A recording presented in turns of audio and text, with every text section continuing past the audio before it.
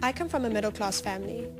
My mom, dad, older brother and I live in an average-sized 3-bedroom house. We survived solely on the income of my father, who worked for the government.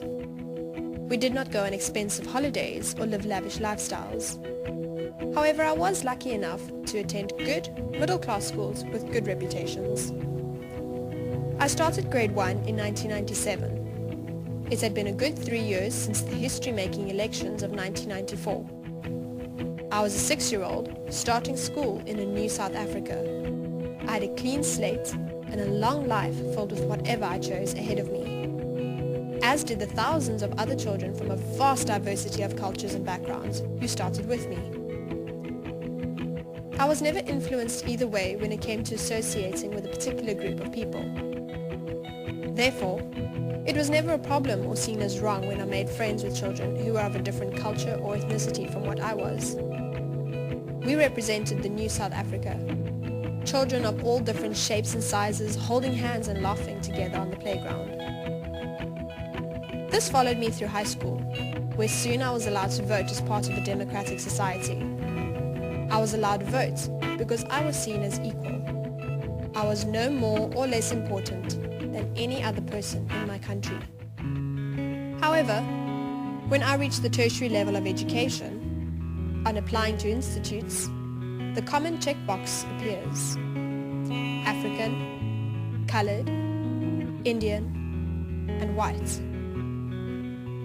This was preceded by statements about how the question allows the institution and the government to track the progress of transformation in higher education. However, what they do not mention is that the law requires this information in order to rectify the sordid past of our beloved country, and that stating your ethnicity here does in fact impact your admission into an institution.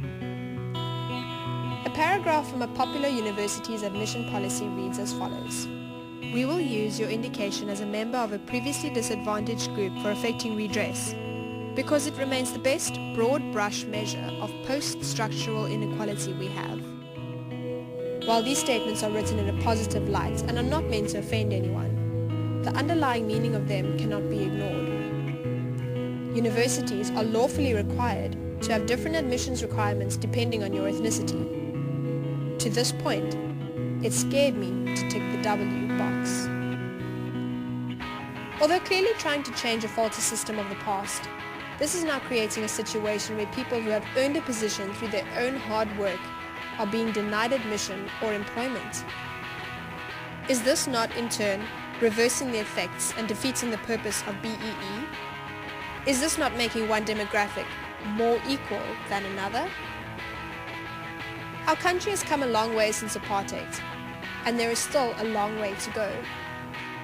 However, with our country being in the state which it is in, is it perhaps not a good time to focus on awarding admission or employment on merit alone?